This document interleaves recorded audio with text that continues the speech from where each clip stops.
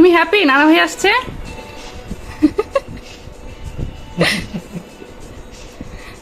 সকাল সকাল ঘুম থেকে উঠে চলে গেছিলাম বাজার করতে। তার আগের দিন রাতে আব্বুর সাথে কথা বলতেছিলাম, আব্বু বললো কালকে বাসায় আসতে পারে, তাই আর কি সকালেই বের হয়ে গেছিলাম। রাতে আব্বুর সাথে কথা বলার পর থেকে তো মনটা একটুও ভালো ছিল না, সারা রাতেই কান্না করছি। সকালে ঘুমোতে মন একটা হয় নাই, ঘুম থেকে উঠেই রওনা দিয়ে দিয়েছিলাম বাজার করার জন্য। আব্বু আসবে, বাসায় বাজার নেই, বাজার করতে হবে, রান্না বান্না করতে হবে, মাথায় ছিল একটা টেনশন। বাজার করার জন্য যাওয়া লাগছে বনশ্রীতে। নতুন যে স্বপ্নটা হয়েছে বনশ্রীতে, সেখান থেকে পেটুস বাজার করবে। আমাদের এখানে যে স্বপ্নটা ছিল এখানে যাওয়ার কথা বলছে, কিন্তু না, পেটু সেটার মধ্যেই যাবে। ওর কথা এটা একটু বড় আছে আর সবকিছু গিয়ে ফ্রেশই পাবা, তাই আর কি এটাই চলে আসা। কিন্তু ওই দিন আমার এখানে আসতে ইচ্ছা করতেছিল না, কারণ আমার সাঁকো পার হইতে একটুও ভালো লাগে না। এই সাঁকোটা পার হইতে হবে, এরপর আমার বনশ্রী যাওয়া লাগবে। আর আফতাবনগরের স্বপ্নে তার কোনো সাঁকোটাকে পার হওয়া লাগবে না, তাই চিন্তা করছিলাম আফতাবনগর থেকে নিয়ে নেই, কিন্তু না, সে এখানেই যাবে। কি আর করার। আর আমাদের এরিয়াতে যে কেনাকাটা করবো, যে স্বপ্নগুলো আছে, এগুলোর মধ্যে গেলে সবকিছু পাওয়া যায় না, দেখা যায় তাদের প্রোডাক্ট শেষ হয়ে গেছে, কিংবা যেটাই নিতে চাই ওইটাই নাই। এজন্য আমিও চিন্তা করলাম চলেই যাই, ওইখানে গেলে তো আবার সবকিছু মোটামুটি পাওয়া যায়। চলে গেলাম এইখানে, যাওয়ার পরে এই তো কেনাকাটা শুরু করছি। আর ওই দিন মুসামি টলি নিয়ে হাঁটবে, বাজার সে করবে, আমাকে করতে দিবে না। হুসামকে যখন দেখি ও টলে নিয়ে হাঁটতেছে আর আমি আমার মতো বাজার করতেছি, তখন মনে হইতেছিল কি এই তো ছোট বাচ্চাটা কত ছোট ছিল, ওকে টলিতে বসায় বসে আমরা বাজার করতাম। আর এখনো নিজে নিজে সবকিছু রাখতেছে, টলে নিয়ে হাঁটতেছে। মাশাআল্লাহ, বড় হয়ে যাচ্ছে বাচ্চাটা। কিছুদিন আগে তো কত ছোট ছিল, আর এখন নিজে নিজে সবকিছু করে। আর কোনো কিছু করার আগে আগে সে বলবে দাও আমাকে, দাও আমি হেল্প করি, মানে তার সব কাজে হেল্প করা লাগবে।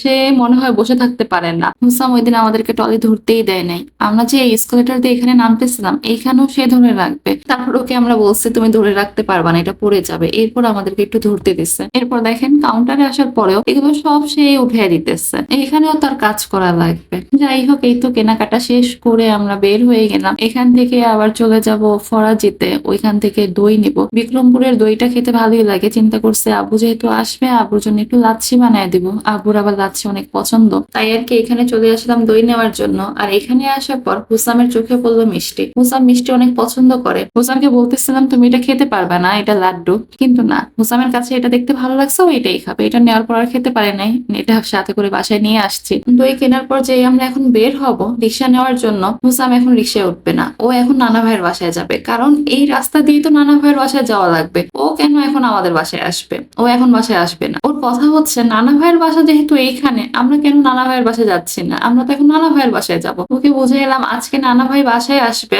আজকে তোমার যাওয়া লাগবে না, আমরা পরে যাব, এখন বাসায় চলো, নানা ভাই বাসায় আসতেছে। এগুলো বুঝাই টুঝাই ওকে বাসায় নিয়ে আসছি। কি এক সমস্যা, এখনো রাস্তাও চিনে গেছে, কোন রাস্তা দিয়ে নানা ভাইয়ের বাসায় যাওয়া লাগে। আসার পরেই ধুমসে কাজে লেগে পড়ছি, কারণ হাতে তেমন একটা সময় ছিল না। তখনই মনে হয় দুপুর 2টা না 2:30 বেজে গেছিল। তাড়াতাড়ি করে কাজ করা শুরু করছি। ফার্স্টে রান্না চড়াই দিয়েছিলাম তেহারির জন্য, গরুর মাংসটা রান্না করতেছিলাম। এরপর হঠাৎ করে মাথায় আসলো আব্বু তো আবার ক্ষীর খায়, ক্ষীর অনেক পছন্দ। বাসায় খেজুরের গুঁড়ো ছিল, তাই তাড়াতাড়ি করে ক্ষীর রান্নাই করতেছিলাম। আর এই তো আমার তেহারি রান্না করাও হয়ে গেছে। আব্বু আসার আগে তেহারিটা রান্না হয়ে গেছিল। তার কিছুক্ষণ পরে আব্বু চলে আসে। আব্বু আসার আগে তো আমাকে একবারও কল দেয় নাই। এটা যেহেতু আমার নতুন বাসা, আমি চিন্তা করতেছিলাম আব্বু চিনবে নাকি। আব্বু আবার বাসা না চিনবে, এমনটা হইতে পারে? আমার বাসার সামনে দাঁড়িয়ে আমাকে কল দেওয়ার পর বলতেছে গেট খুলো, কোন বাসা তোমার? তারপর তাড়াতাড়ি করে গেট খুলছি। আব্বুকে দেখার পর বললাম তুমি বাসা চিনে এসে পড়ছো? আব্বু বললো বাসা না চেনার কি আছে। তারপরে এই তো কিছুক্ষণ পরে আমাকে ঈদের কেনাকাটা করার জন্য টাকা দিল।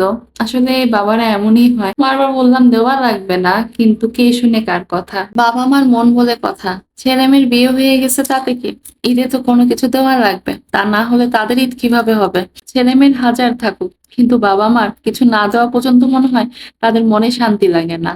যাই হোক, আব্বুর সাথে কথা বলে চলে আসলাম রান্না বান্নার কাজে। তাড়াতাড়ি করে একটু ভাজা পোড়া করতেছিলাম। ভাজা পোড়া বলতে ওই দিন বেগুনি পেঁয়াজ এগুলো কিছুই করি নাই। আব্বু ইফতারিতে খাওয়ার জন্য নিয়ে আসছিল নান আর গ্রিল, আর আমি এখানে ফ্রোজেন আইটেম গুলো ভাজতেছিলাম। আমার হাতের আবার চিকেন ফ্রাইটা অনেক মজা হয়, তাই চিন্তা করলাম চিকেন ফ্রাই করে দিই আব্বুকে, আব্বু খেতে পারবে। একটু ঝাল ঝাল করে আব্বুকে চিকেন ফ্রাইটা করে দিচ্ছি। আব্বু বেলের শরবত অনেক পছন্দ করে, চিন্তা করলাম আব্বুকে বেলের শরবত বানিয়ে দেই। আব্বুকে যে দেখাইতে গেলাম, আব্বু বললো বেল ভাঙিও না, এটা এখনো পাকে নাই, এটা পুরোই কাঁচা। কিছুক্ষণ পর আব্বু আবার নিচে গেল, বললাম একটু হেঁটে আসি, দেখে আসি রাস্তাটা কেমন। বাসায় আসার সময় আবার বেল নিয়ে আসছে। আব্বুকে বললাম বেল নিয়ে আসছো কেন? বললো তোমাকে না দেখলাম বেলের শরবত খাবো। আমি আরে আমি আমার জন্য না, আমি তোমার জন্য ভাঙতে চাইছিলাম। বাবা মার ভালোবাসা এমনই হয়, মনে করছে মেয়ে খাবে, সেই জন্য দৌড় দিয়ে আবার চলে গেছে আনার জন্য। আব্বু সাথে করে এই মির্জল খেজুরটা নিয়ে আসছিল, এটা আমি আবার পেটুসকে দেখাইতেছিলাম। পেটুস আর আমি দুইজনই এই খেজুর অনেক পছন্দ করি, আব্বু এটা ভালো করে জানে, তাই বলতেছে তোমাদের জন্য এই খেজুর নিয়ে আসছি, তোমাদের তো এই খেজুরটা অনেক পছন্দ।